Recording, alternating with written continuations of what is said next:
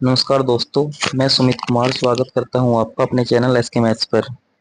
और जैसा कि मैंने कहा था आपको कि 18 फरवरी की फर्स्ट शिफ्ट का मैं आज आपको रीजनिंग का जो पेपर है वो सोल्व कराऊंगा। तो मैं लेकर आया हूं आपके सामने 18 फैब का रीजनिंग का सोल्व पेपर जो 2024 में 18 फैब को फर्स्ट शिफ्ट में हुआ था। तो रीजनिंग के पूरे इसमें लगभग आपको 55 क्वेश्चन दिए गए हैं। मैंने एग्जाम का एनालिसिस कर लिया है पूरे का। और एग्जाम का लेवल भी ठीक ठाक रखा गया है, पहले के अकॉर्डिंग थोड़ा एग्जाम का लेवल इस पेपर में बढ़ा हुआ है। तो शुरू करते हैं क्वेश्चन नंबर 1 से। देखिए क्वेश्चन नंबर 1 दिया है, कह रहा है कि निम्नलिखित में से कौन सा आरेख बुद्धि, चिंता और शक्ति के बीच संबंध को सबसे अच्छी तरह दर्शाता है। बुद्धि, बुद्धि दिया है, इंटेलिजेंस, चिंता, एंजाइटी और शक्ति, स्ट्रेंथ। इनके बीच में हमें रिलेशन बताना क्या है। देखिए ये हमारे मानसिक स्तर की तीन एक अलग अलग परीक्षण है। बुद्धि एक अलग अलग चीज है, चिंता अलग मैटर है और शक्ति अलग है। तीनों का आपस में कोई रिलेशन नहीं होता, सबके अलग अलग टेस्ट होते हैं, सबके अलग अलग परीक्षण किए जाते हैं। इसलिए यहाँ पे जो डायग्राम बनेगा वो डी डायग्राम बनेगा। तीनों का के बीच में आपस में कोई रिलेशन नहीं है, इसलिए तीनों का अलग अलग डायग्राम बनेगा। जैसे ये हमारा बुद्धि हो गया, ये चिंता और ये शक्ति। चलिए क्वेश्चन नंबर 2 पर चलते हैं। क्वेश्चन नंबर 2 कह रहा है कि 2 × 6 - 12 भाग 4 + 2। ये बोर्ड मास के आधार पर ही सोल्व करना है आपको। बोर्ड मास का आपको पता है, बोर्ड मास। तो सबसे पहले हम भाग करेंगे। देखो 12 से डिवाइड करो 4 को, 3 बार कट जाएगा 12। उसके बाद 6 × 2 = 12 -3 + 2। तो 12 और 2 14 -3, ये आ जाएगा हमारा 11। Option number C. Question number 3 पर चलते हैं। एस ए से लंबा है, देखो एस ए से लंबा है। एक सेकंड रुकिए। एस ए से लंबा है और आर सी से लंबा है। आर सी से लंबा है लेकिन वी से छोटा है। लेकिन वी से छोटा है। एस सी से छोटा है, एस सी से छोटा है तो सी यहाँ पे आएगा। और ये ऊपर का पूरी की पूरी लाइन यहाँ पे रख दीजिए, इधर आर आ जाएगा। आर सी से लंबा है, ये सी है। और फिर वी आर से लंबा है। तो पूछ रहा है उनमें सबसे लंबा कौन है, सबसे लंबा वी होगा। ऑप्शन नंबर ए। क्वेश्चन नंबर 4 पे आते हैं। निम्नलिखित आकृतियों का अध्ययन करें और नीचे दिए गए प्रश्नों का उत्तर दें। कह रहा है कि जो आयत है वो विवाहित लोगों को दर्शाता है, और जो वृत्त है वो संयुक्त परिवार में रहने वाले लोगों को दर्शाता है, और त्रिभुज स्कूल शिक्षक को दर्शाता है। कौन से अक्षर से उन लोगों को दर्शाया जाता है जो संयुक्त परिवार में रहते हैं लेकिन न तो विवाहित है और न ही शिक्षक है। देखो जो न तो विवाहित है और न ही शिक्षक है, तो आप विवाहित और शिक्षकों को काट दीजिए। विवाहित आयत में आते हैं तो आप आयत को भी पूरा काट दीजिए, जो आयत में है वो पूरा काट दीजिए, उससे अब कोई मतलब नहीं है। और ना ही शिक्षक है, इसका मतलब वो टेंगल में भी नहीं आएगा, तो टेंगल को भी काट दीजिए आप। तो आपके पास क्या बचा, केवल टी बचा आपके पास। तो आंसर क्या होगा, आंसर हो जाएगा डी। डी ऑप्शन हो जाएगा, यानी आंसर आपका टी होगा, option number D. Question number 5 है। निम्नलिखित प्रश्न में एक शब्द दिया गया है, इसके बाद 4 अन्य शब्द दिए गए हैं, जिनमें से एक दिए गए शब्द के अक्षरों को उपयोग करके नहीं बनाया जा सकता। ऐसा प्रश्न बार बार पूछ रहा है। और कल की शिफ्ट में भी ये प्रश्न पूछा गया था।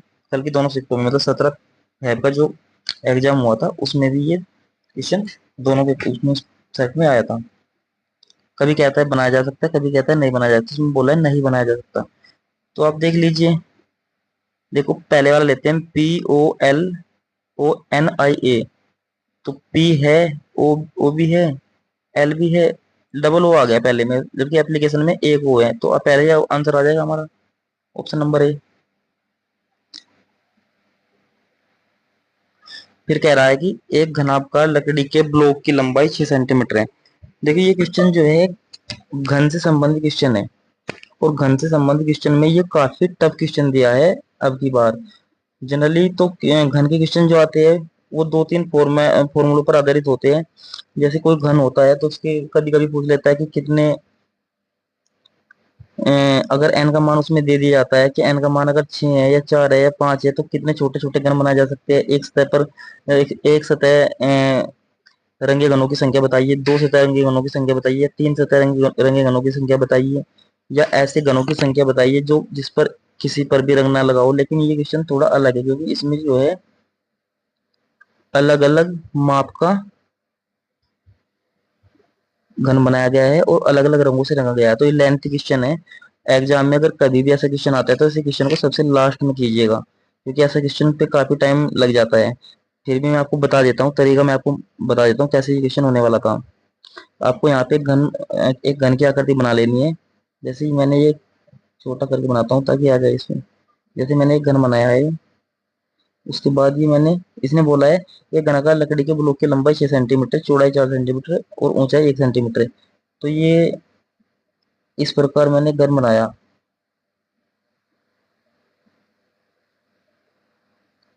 ये घन बना दिया मैंने। उसके बाद इसकी मैं लंबाई चौड़ाई लिख लेता हूँ। देखो ये इसकी ऊंचाई है 1 सेंटीमीटर, ये चौड़ाई है 4 सेंटीमीटर, और इसकी लंबाई है 6 सेंटीमीटर। कह रहा है कि 4 गुना 1 सेंटीमीटर माप वाले दो फलक काले रंग से रंगे गए हैं। 6 गुना 1 सेंटीमीटर माप वाले दो फलक लाल रंग से रंगे गए हैं, और 6 गुना 4 सेंटीमीटर वाले दो फलक हरे रंग से रंगे गए हैं। ब्लॉक को 1 सेंटीमीटर भुजा वाले 6 भुजा से और 1 सेंटीमीटर भुजा वाले 4 4 सेंटीमीटर भुजा से विभाजित किया गया है। जैसे कि ये 4 सेंटीमीटर की भुजा है तो इसमें 1 सेंटीमीटर के 4 घन काटे गए हैं इस प्रकार, और ये आगे तक इस प्रकार बनाए गए हैं। ये आकृति यहाँ पे सही नहीं बन रही है मोबाइल में, ये भी मैं थोड़ा आइडिया को दे देता हूँ। जैसे 1 2 3 4 हो गए, और फिर ये 6 सेंटीमीटर की जो भुजा है इसके 6 बनेंगे, एक एक सेंटीमीटर के इसमें 6 बन जाएंगे। 1 2 3 4 5 और एक 6, इस तरह 6 बन जाएंगे। फिर कह रहा है कि 4 गुना 1 सेंटीमीटर। देखिए 4 गुना 1 सेंटीमीटर दिखाता हूँ मैं आपको, कलर में दूसरा येलो ले लेता हूँ। 4 ये है और 1 ये है, तो 4 गुना 1, ये पूरा 4 गुना 1 आया। 4 गुना 1 सेंटीमीटर वाले दो फलक काले रंग से रंगे, ये ब्लैक हुआ। ये रंग जो है काला यानी ब्लैक। उसके बाद 6 गुना 1 सेंटीमीटर लाल रंग से, तो 6 गुना 1 ये हो जाएगा। ये 6 गुना 1 ये वाला कलर कौन सा हुआ, लाल हुआ, लाल हुआ। और 6 गुना 4 सेंटीमीटर दो फलक हरे रंग से। देखो ये यहाँ पे कलर दूसरा लेना पड़ेगा, ब्लैक लेता हूँ। ये 6 है और ये 4 है, तो ये 6 और 4 वाले जो है वो ग्रीन रंग से, यानी ऊपर आ जाएगा ग्रीन, यहाँ पे ग्रीन आ जाएगा, नीचे भी होगा। अब पूछ रहा है यदि काले और हरे रंग वाले घनों को हटा दिया जाए तो कितने घन शेष बचेंगे। देखो काला यहाँ पे है, ये काला है, और ग्रीन ये पूरा पोर्शन ऊपर का ग्रीन है, ऊपर वाला प्रोपोर्शन ग्रीन है तो ये भी ग्रीन होगा। ये पूरा ग्रीन आया, ये ग्रीन आ गया। तो काले और ग्रीन वाले को अगर हटाया जाएगा, काले और ग्रीन वाले को जैसे, तो 1 2 3 4 इधर से घटेंगे और 4 इस साइड से घट जाएंगे, यानी 8। 8 जो है कम हो जाएंगे। अगर 8 कम हो जाएंगे तो टोटल है कितने हमारे पास ये घन, टोटल घनों की संख्या कितनी है, एक बार टोटल घनों की संख्या देख लीजिए कितनी है।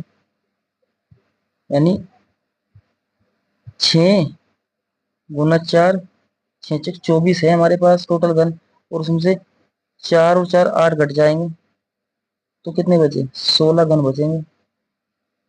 थोड़ा लेंथी क्वेश्चन था, यहाँ पे सही तरीके से बन नहीं पाया मुझसे, क्योंकि मेरे पास जो पेन है वो सही तरीके से वर्क नहीं कर रहा है इस पे, जिससे मैं बना पाऊँ आपको समझा पाऊँ। लेकिन मैंने एक आइडिया बता दिया आपको, इस तरीके से होना था क्वेश्चन। अलग से इसकी वीडियो में दोबारा फिर बना के दे दूंगा आपको, लेकिन ये थोड़ा लेंथी क्वेश्चन है, क्वेश्चन को आप बाद में कीजिएगा।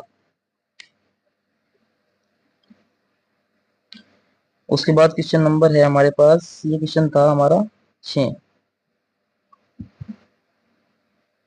फिर क्वेश्चन कह रहा है कि एक पहली उत्साही एक रहस्यमय बॉक्स को बोलने के लिए कोड को याद रखने की कोशिश कर रहा है, विवरण बताना है। तो कल भी एक क्वेश्चन ऐसा दिया गया था, इस ऐसे प्रश्न को ऑप्शन से कर लीजिए। कह रहा है कि कोड 3 से शुरू हो रहा है और 729 पर समाप्त हो रहा है, दूसरा अंक पहले का दोगुना है, तीसरा अंक दूसरे का आधा है। ऑप्शन पे आइए डायरेक्ट। देखो दूसरा अंक पहले का दोगुना है, किस ऑप्शन में है दूसरा अंक पहले का दोगुना है, देख लीजिए। दूसरा अंक पहले का दोगुना है तो पहले में ही ऑप्शन में ही है, पहले ऑप्शन में दूसरा अंक पहले का दोगुना है। बाकी इसमें नहीं है, इसमें नहीं है, सी ऑप्शन इसमें दिख नहीं रहा है शायद इसमें। अगर होता तो फिर मैं पूरा क्वेश्चन को बता देता दोबारा कैसे होगा। क्वेश्चन नंबर 8 9 पे आइए। पता लगाइए कि दिए गए आकृतियों में कौन सी आकृति बनाई जा सकती है। तो ये इसमें फिट करने हैं बॉक्स में। ये आकृति आकृति दी गई है 4 अलग अलग, और ये इसमें जो है फिट करनी होती है। फिट करने के लिए आपको देखना है कि ये वाला हिस्सा कहाँ कहाँ पे है, ये वाला हिस्सा कहाँ पे है, ये वाला हिस्सा कहाँ पे है, ये वाला हिस्सा कहाँ पे है। अलग अलग 4 हिस्से आपको देखने होते हैं इसमें। तो देखो पहला ऑप्शन इसमें ये जो हिस्सा है ये पहले वाले में नहीं है, और ये हिस्सा दूसरे वाले में भी नहीं है, तीसरे वाले में है, चौथे में भी है। लेकिन ये वाला हिस्सा देखिए, ये वाला हिस्सा चौथे में नहीं है, तो ऑप्शन नंबर 3 आ जाएगा, 3 सही है। क्वेश्चन नंबर 10 कह रहा है बिंदु धारे को मोड़ने पर पैटर्न दिखाई देगा। तो देखिए ये सेकंड वाली जो पोर्शन है वो पहले वाले के ऊपर जाएगा, क्योंकि पहले ऑप्शनों में देखिए, ऑप्शन में सेकंड वाला खाली है, सेकंड वाला खाली अगर दिया गया तो सेकंड वाला फोल्ड हुआ है पहले के ऊपर, तो जब ये फोल्ड होगा तो एज इट इज जाएगा इसके ऊपर, तो ऑप्शन नंबर ए आ जाएगा। क्वेश्चन नंबर 11, ए बी का भाई है, सी डी का पिता है, ई बी की माँ है, ए और डी भाई है, ई सी से किस प्रकार संबंधित। देखो ए बी का भाई है, ए भाई है बी का, सी डी का पिता है, सी डी का पिता है, ई बी की माँ है, ई बी की माँ है, ए और डी भाई है, ए और डी भाई है, सी डी का पिता है, सी डी का पिता है, तो ये दोनों पति पत्नी हुए। कह रहा है ई सी से किस प्रकार संबंधित है। देखो ई सी की क्या है पता नहीं लगेगी। मतलब जो स्टूडेंट मेरे पास रीजनिंग पढ़े हैं उनको तो पता है, लेकिन जो नहीं पढ़े हैं उनको जानकारी के लिए बता दूं कि जो गोल वाला मैं प्रतीक ले रहा हूँ ये महिला के लिए लिया है, और जो वर्ग लिया है वो पुरुष के लिए लिया है। क्वेश्चन नंबर 12, दर्पण की छवि बतानी है मिलती जुलती। तो ये ऐसे प्रश्न भी अगर कभी आपके सामने आते हैं तो डायरेक्ट ऑप्शन से कीजिए, ऑप्शन ज्यादा इसमें दिमाग लगाने की कोशिश मत कीजिए, सीधा ऑप्शन पे आइए। जैसे कि आपको पता है कि आर, जब दर्पण में हम छवि को देखते हैं तो लेफ्ट टू राइट दिखता है, दर्पण में हमेशा ही लेफ्ट टू राइट दिखता है। तो आर कभी भी, अगर आर इधर है तो दर्पण में इस साइड दिखेगा, अगर इस साइड दिखेगा तो सी ऑप्शन तो कट गया क्योंकि इसमें तो स्टार्टिंग में है, और डी भी कट गया। ठीक है जी। उसके बाद देखिए जरा इसमें जी एन डबल एन ऐसे सेम सही है, डबल एन यहाँ भी सही है, आई भी सही है, वो एस एस देख लीजिए। देखो इसमें पहले वाले में एस एज इट इज दे दिया है, जैसा जैसा पर्सन में है ऐसा ही यहाँ पे दे दिया, तो ये नहीं होगा। ऑप्शन नंबर बी सही है, बी में पूरा सही दिया है, ऑप्शन नंबर बी आंसर होगा। 12 क्वेश्चन था ये। 13 क्वेश्चन कह रहा है वह आकृति चुने जो न से भिन्न है, मतलब भिन्न आकृति चुननी है। तो इसमें आपको जो है भिन्न आकृति को बताना था, और भिन्न आकृति के लिए इसमें 5 ऑप्शन दिए गए थे, जबकि पांचवा ऑप्शन 5 आकृति दी गई, जबकि 5वीं आकृति का ऑप्शन नहीं था, तो इसलिए इसको तो हटा ही दीजिए आप 5वीं आकृति को, इसका तो कोई रोल ही नहीं है। तो इसमें लॉजिक है क्या कि ये देखिए जो बीच वाली लाइन है ये इस साइड में जो है क्लॉकवाइज चल रही है, क्लॉकवाइज, और ये सेकंड वाले में एंटी क्लॉक है, थर्ड वाले में भी एंटी क्लॉक है, और फोर्थ वाले में भी एंटी क्लॉक है। तो यानी पहला वाला ही केवल क्लॉकवाइज चल घूम रहा है, इधर से भी देख लीजिए क्लॉकवाइज घूम रहा है, और ये दोनों बाकी सब एंटी क्लॉकवाइज घूम रहे हैं। तो ऑप्शन नंबर डी में दिया है वो पहला, तो आंसर डी आ जाएगा।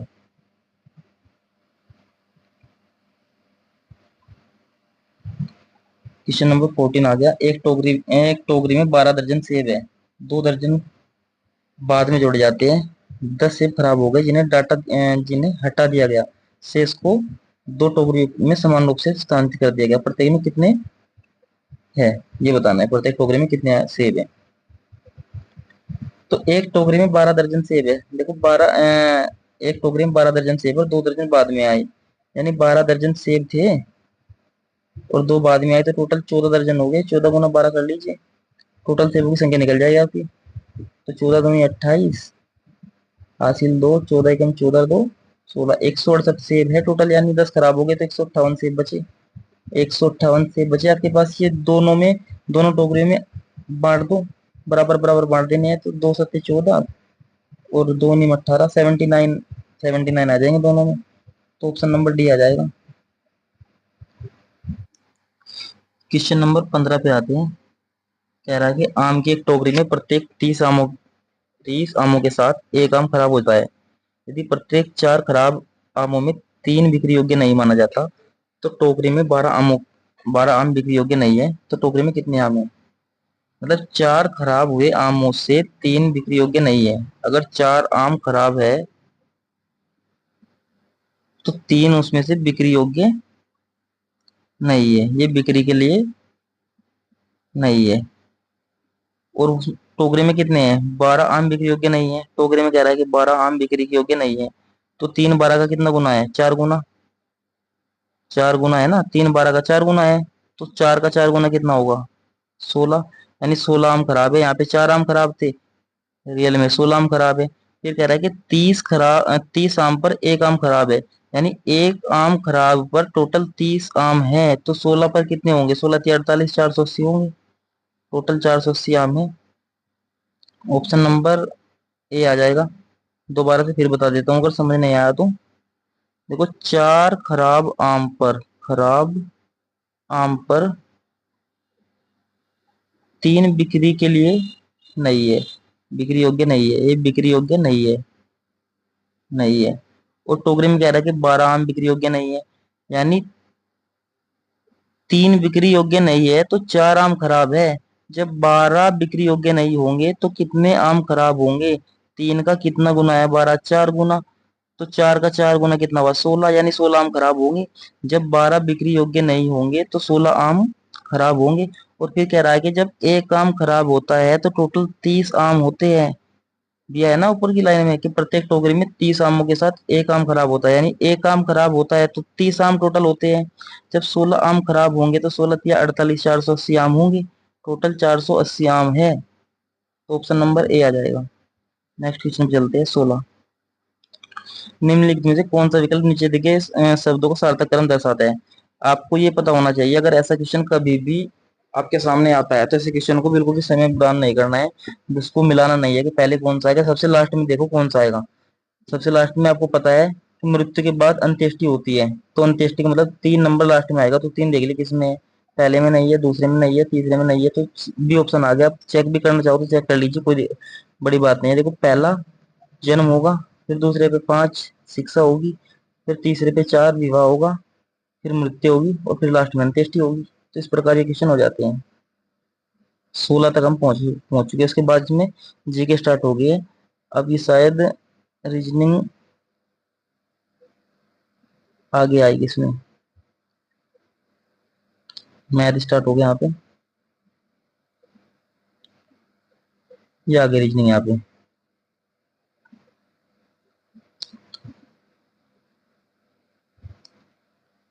ये यहाँ 112 क्वेश्चन से रीजनिंग स्टार्ट हो चुकी है। और एक का अध्ययन करें और उन लोगों की पहचान करें जो कम से कम 2 भाषाओं बोल सकते हैं। कम से कम 2 भाषाएं बोल सकते हैं। ज्यादा से ज्यादा वो 3 भी बोल सकते हैं, 4 ही बोल सकते हैं, कितने बोल सकते हैं, लेकिन कम से कम 2 भाषाएं बोल, क्योंकि हमारे पास अधिकतम लैंग्वेज 3 है। तो 3 वाले भी इंक्लूड किए जाएंगे। अगर कम से कम 2 कहा जाएगा तो 3 वाला भी लिया जाएगा, क्योंकि कम से कम 2 है, हो सकता है 3 वाला भी हो। तो कम से कम 2 में देखो एफ है, ई है, और डी है, एफ है प्लस ई है प्लस डी है, ये तो कम से कम दो वाले हैं। और तीन वाला कौन है, जी है, तो जी भी आएगा, क्योंकि कम से कम दो तो है ही है, लेकिन तीन वाला भी लिया जाएगा। तो option E F D G, E F D G option number आ जाएगा आपका, ऑप्शन नंबर आ जाएगा आपका डी। 113, माइनस का अर्थ भाग है, माइनस का अर्थ क्या है, भाग है। प्लस का अर्थ गुना है, प्लस का अर्थ गुना है। भाग का अर्थ घटाना है, भाग का अर्थ घटाना है। और गुना का अर्थ जोड़ है, गुना का अर्थ जोड़ है। फिर कह रहा है 18, देखो 18, 18 गुना, गुना का अर्थ प्लस है, प्लस 36। फिर माइनस दिया है, माइनस का अर्थ भाग है, भाग को नीचे लिख दो 6। फिर भाग है, भाग का अर्थ माइनस है, माइनस 2। फिर प्लस है, प्लस का अर्थ गुना है, गुना 3। तो 6 6 36 और 3 दूनी 6, 6 से 6 कट जाएगा, आंसर 18 आ जाएगा, option number B. Question number 114, वह वे नादिक चुने जो निम्न के बीच संबंधों को सबसे अच्छी तरह से समझाता है। मनुष्य, चूहे, डॉक्टर। मनुष्य, चूहे, डॉक्टर। देखो चूहे तो अलग ही होंगे, बिल्कुल अलग का ऑप्शन एक ही है इसमें, सी। चूहे अलग हुए, और जितने भी डॉक्टर है वो सब मनुष्य है। भाई जितने भी डॉक्टर है, ये मान लीजिए ये डॉक्टर है तो ये सारे मनुष्य होंगे, और चूहे अलग रख दीजिए, तो ऑप्शन नंबर सी आ जाएगा। आसान सा क्वेश्चन था। 114, क्वेश्चन नंबर 15 में कह रहा है एक शब्द बनाया जा सकता है। चार शब्द दिए गए जिनमें से दिए गए शब्द व अक्षरों को प्रयोग करके एक शब्द बनाया जा सकता है। डायरेक्टिव मेंशन दिया है, तो ये देखना कौन सा बनाया जा सकता है। पहला देख लीजिए, TER है, ATED पहले ही बन जाएगा, बाकी तीन को चेक करने की आवश्यकता ही नहीं है। 116, क्वेश्चन नंबर दिया है, थोड़ा इसे बड़ा कर देते हैं। 116, देखो PRSQ, चार ऑप्शन देखिए आप, चार ऑप्शनों में क्यू और एस से स्टार्ट हो रहे हैं, QS QS QS QS, यानी यहाँ पे क्यू क्यू आएगा और यहाँ पे एस आएगा। लास्ट में देखिए सारों में क्यू है, तो लास्ट में यहाँ पे क्या हुआ आएगा। तो अब ये जो है देख लीजिए, PQRS, लाइन मार दीजिए बीच में से, PQRS। फिर QSRP, फिर यहाँ पे PQRS, फिर QSRP, फिर PQRS, तो बन गया आपका, यानी QSPSRQ। देख लीजिए, QS तो स्टार्टिंग में दिया ही है, फिर PSRQ, तो ऑप्शन नंबर ए आ जाएगा। आसान सा क्वेश्चन दिया था ये। 3 दी है, 98 81 64 47 30, क्या आएगा। सबसे पहले डिफरेंस करके देखिए, 8 में से 1 गया 7, 17 का डिफरेंस आ गया। 11 में 7 गई 4, 17 का डिफरेंस है। 14 में 7 गए 7, 17 का डिफरेंस है, यानी 17 का डिफरेंस चल रहा है, तो 30 में 17 गए 13, आंसर आ जाएगा बी।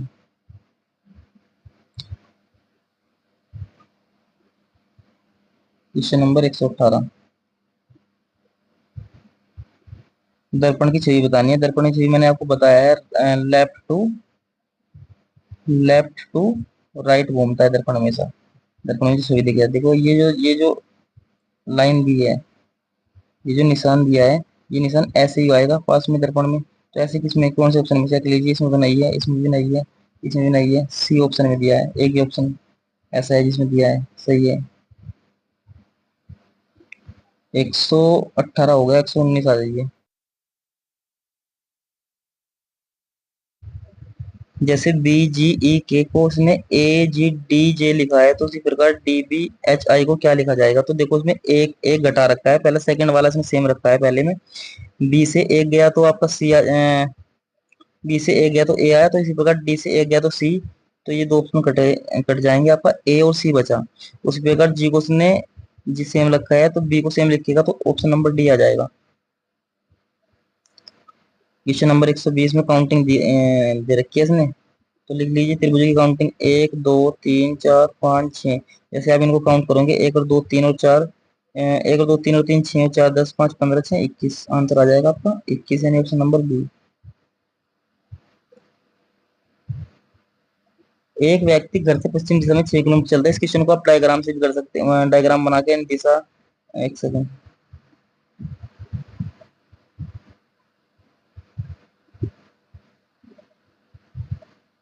आप इस क्वेश्चन को डायग्राम बना के ऐसे भी कर सकते हैं दिशा संबंधित।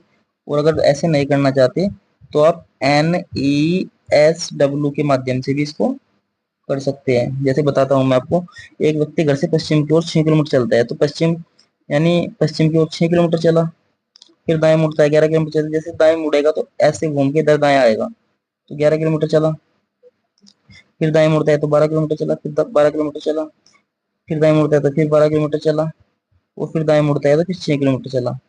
तो आपको अपोजिट दिशाएं काट देनी है। अगर बराबर हो जाती है तो 6 और 6 12 हो जाएंगे, तो 12 से ईस्ट से वेस्ट कट जाएगा 12। अब नॉर्थ और साउथ में कितने का अंतर आया? 1 किलोमीटर आंसर आ जाएगा आपका, ऑप्शन नंबर ए। क्वेश्चन नंबर 122, शब्दों के संबंध बताना है आपको। जैसे ग्रंथि से एंजाइम का निकलना होता है, उसी प्रकार जनरेटर से करंट निकलता है। इस क्वेश्चन को वही कर पाएगा जिसे बायोलॉजी और टेक्निकल की थोड़ी बहुत नॉलेज हो, क्योंकि ग्रंथि से जिस प्रकार एंजाइम निकलते हैं उसी प्रकार जनरेटर से करंट निकलता है। बाकी मस्तिष्क कोर्टेक्स से कोई रिलेशन नहीं है, अंग किडनी कोई रिलेशन नहीं है, मांसपेशी एंटेना से कोई रिलेशन नहीं दिया गया है निकलने वाला, मतलब सिक्रेशन जो होता है। 123 पे कह रहा है, कथन और तर्क दिया है, कथन है और तर्क है। ऊपर वाले क्वेश्चन को पढ़ने में ज्यादा समय बर्बाद मत कीजिए, क्योंकि ये पता ही है आपको, कथन और तर्क का क्वेश्चन है। कह रहा है हाँ, एक सेकंड, कथन कह रहा है कि 14 वर्ष से कम आयु के बच्चे सभी बच्चों के लिए शिक्षा अनिवार्य कर देंगे। एक तो कथन और तर्क होता है, और एक कथन और निष्कर्ष होता है, ये दोनों अलग अलग चीजें है। कथन निष्कर्ष में हम कथन की बात को सर्वोपरि मानते हैं, लेकिन कथन और तर्क में ऐसा नहीं होता। तर्क में सिर्फ उसी बात को सही माना जाता है जो सच बात होती है, जबकि कथन और निष्कर्ष में हम कथन की बात को सच मान के चलते हैं। चाहे वो ये भी कह रहा है कि कुत्ता बिल्ली होता है तो कुत्ते को बिल्ली मानना पड़ता है कथन निष्कर्ष में, लेकिन यहाँ पे ऐसा नहीं होता कथन तर्क में। यहाँ पर कुछ गवर्नमेंट की पॉलिसी होती है जिनका पालन करना होता है। तो देखिए, कह रहा है कि क्या 14 वर्ष की आयु के सभी बच्चों के लिए शिक्षा अनिवार्य कर देनी चाहिए? हाँ, इससे इन बच्चों के जबरन रोजगार की व्यवस्था को खत्म करने में मदद मिलेगी। सही बात है, गवर्नमेंट चाह भी रही है कि सभी बच्चे जो है 14 वर्ष तक की उम्र के सभी बच्चों को, और नियम भी बना हुआ है, कानून बना हुआ है कि 14 वर्ष तक के सभी बच्चों को शिक्षा अनिवार्य रूप से मिलनी चाहिए। जब शिक्षा अनिवार्य रूप से मिलेगी तो रोजगार व्यवस्था खत्म होने में मदद मिलेगी। सेकंड में कह रहा है, हाँ यह संपूर्ण जनसंख्या को शिक्षित बनाने का एक प्रभावी तरीका है। सही बात है, अगर 14 वर्ष तक के सभी बच्चे पढ़ लिख जाएंगे तो संपूर्ण जनसंख्या क्या है, शिक्षित बनाने के लिए प्रभावी तरीका होगा। फिर थर्ड कह रहा है कि नहीं, हमारे पास पूरी आबादी को शिक्षित करने के लिए पर्याप्त बुनियादी नहीं है, ये गलत हो जाएगा। ऑप्शन क्वेश्चन नंबर आया हमारा 124, 123 के बाद, हाँ 124 क्वेश्चन नंबर आया हमारा। कथन निष्कर्ष का ये, अच्छा कथन धारणा ही है, धारणा है दिया है। एक अस्पताल के संगरोध वार्ड नंबर 4 के बाहर लिखा गया है कि केवल एबीसी रोग के लिए लागू प्रवेश न करे। एबीसी रोग एक संक्रमित रोग होने के जोखिम से बचे। सही है। धारणा है रोगी एबीसी संक्रामक है। सही बात है, संक्रामक है तभी तो वार्ड नंबर 4 में भर्ती किया गया है, एबीसी वार्ड बनाया गया है उसके लिए। पहला सही है। दूसरा है वार्ड 4 के सभी मरीज एबीसी रोग से ग्रसित है। सही बात है, दोनों सही है, पहला भी सही है और दूसरा भी। देखो, एक अस्पताल के संगरोध वार्ड नंबर 4 के बाहर लिखा गया है कि केवल एबीसी रोग के लिए लागू है। ये एक वार्ड है 4 नंबर जिसमें एबीसी, इसका नाम एबीसी वार्ड है, और इसमें एक संक्रामक रोग के मरीज ही केवल जा सकते हैं। जैसे कि धारणा कह रही है रोग एबीसी संक्रामक है, इसीलिए तो चेतावनी दी गई कि एबीसी रोग से संक्रमित होने से रोग जोखिम से बचे, उसके पास कोई मत जाए। फिर कह रहा है वार्ड नंबर 4 के सभी मरीज एबीसी रोग से पीड़ित है। बिल्कुल सभी मरीज एबीसी रोग से पीड़ित है, इसीलिए तो उनका एक अलग वार्ड बनाया गया है। दोनों के दोनों क्या है, सही है। क्वेश्चन नंबर 125 से 129 तक, फिर ये डेटा एनालिसिस आ गया आपका। चलो, एक बार बता देता हूँ। ए में दिया है कम से कम 60% अंकों के साथ इंजीनियरिंग और स्नातक होना चाहिए। ठीक है। बी में कह रहा है 1 मई 2006 को कम से कम 21 वर्ष और अधिकतम 25 वर्ष की आयु होना चाहिए। सी में कह रहा है कम से कम 55% अंकों के साथ चयन परीक्षा उत्तीर्ण होनी चाहिए। चयन परीक्षा मतलब एंट्रेंस एग्जाम होता है। और डी में लिखा है 50,000 की जमा राशि भुगतान करने के लिए तैयार होना चाहिए, जो प्रशिक्षण के उपरांत वापस कर दी जाएगी। ये कुछ कंडीशन दे रखी है और दो कंडीशन और दी है शायद इधर। ऐसा क्वेश्चन 117 फैब का फर्स्ट शिफ्ट में भी आया था। तथापि यदि भर्ती उपरोक्त उल्लेखित मानदंडों को पूरा करता है, सिवाय कंडीशन दी है उसके बाद उपरोक्त में, परंतु अंतिम सेमेस्टर, देखो अगर पहली कंडीशन पूरी नहीं हो पाती तो उसके बाद ये दो कंडीशन अगर पूरी कर लेते हैं तो उसके बाद क्या करना है। परंतु अंतिम सेमेस्टर की परीक्षा दे चुका है और प्रथम 7 सेमेस्टर में औसतन न्यूनतम 65% अंक प्राप्त कर चुका है, तो उसका मामला कंपनी के प्रेसिडेंट को विचार के लिए भेजा जाएगा। अगर पहले वाली कंडीशन पूरी नहीं होती लेकिन 65% अंक प्राप्त कर चुका है और 7 सेमेस्टर दे चुका है, औसतन 65% अंक प्राप्त कर चुका है, उसका मामला कंपनी प्रेसिडेंट को विचार के लिए भेजा जाएगा। फिर कह रहा है डी में लिखा है परंतु कम से कम 25,000 की राशि देने के लिए तैयार है और उसे इंजीनियर डिग्री में कम से कम 70% अंक प्राप्त किए हैं, तो मामला कंपनी के महाप्रबंधक को विचार के लिए भेजा जाएगा। चलो देखते हैं क्वेश्चन।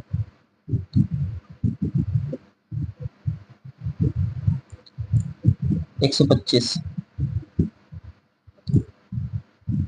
दिप्तेश इंजीनियरिंग डिग्री परीक्षा में आखिरी सेमेस्टर में शामिल हुआ है और कम से कम 80% अंक हासिल करने की उम्मीद है। मतलब उसने इंजीनियरिंग अभी कंप्लीट नहीं की, इसका मतलब पहले वाला उसका मैटर फेल हो गया, जिसमें कहा गया था कि 60% अंक के साथ इंजीनियरिंग या स्नातक होना चाहिए, इंजीनियरिंग और स्नातक होना चाहिए, तो पहले वाली कंडीशन इसकी क्वालिफाई नहीं है, तो इसका मैटर बाद में देखा जाएगा क्या होना है।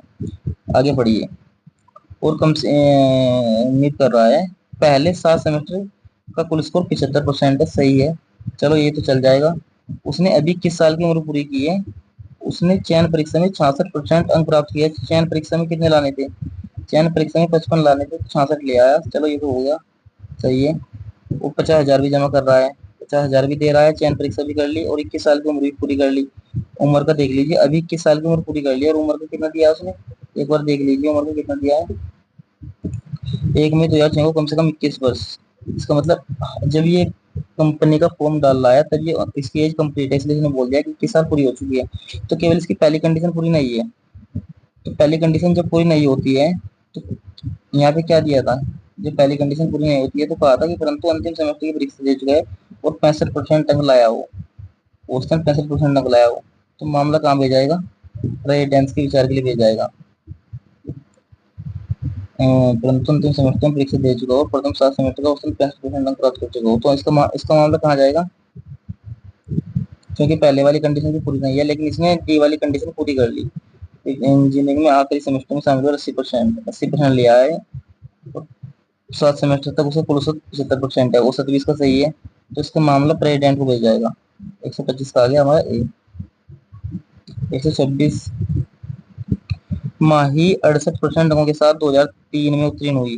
देखो एज 2003 में उत्तीर्ण हुई, एज देख लीजिए पहले, सबसे पहले 2003 में दिया है और 2006 में कम से कम 21 और 25 के बीच होनी चाहिए, एज तो है 2006 में 21 से 25 होनी चाहिए, 2003 में उसकी एज पूरी हो चुकी है, एज तो उसकी हो गई। 2003 में उत्तीर्ण की, आईटी इंजीनियर है, इंजीनियर भी है, पहले वाली कंडीशन भी उसकी क्वालिफाई हो गई। इंजीनियर की डिग्री हासिल करने के बाद उसने फाइनेंस में विशेषता के साथ एमबीए किया। देखो एमबीए का तो कोई रोल नहीं है और ना भी करती तो भी कोई दिक्कत नहीं थी। उसने 60% अंकों के साथ चयन परीक्षा, ये भी सही है। वह 50,000 की राशि जमा भी कर सकती है, राशि का भुगतान कर सकती है। उसकी जन्म तिथि 1982 है, 1982 यानी 18 और 6 8 6 14 24 साल, एज भी पूरी हो गई, यानी इसकी सारी कंडीशन सही है भैया। एक बार चेक कर लो, 68% माही अंकों के साथ 2003 में उत्तीर्ण हुई, सही है। आईटी इंजीनियर भी है, पहली कंडीशन बिल्कुल सेटिस्फाई है, 68% अंकों के साथ है, 60% मांगा गया था शायद और 68% ले आई, और इंजीनियर भी है, पहली कंडीशन सही है। 60% चयन के साथ, ये भी सही है। 50,000 जमा के साथ, ये भी सही है। एज भी सही है, इसका क्या होगा, चयन किया जाएगा, इसका चयन किया जाएगा। 127, 127। अरे यार ये कहाँ चले गया भैया।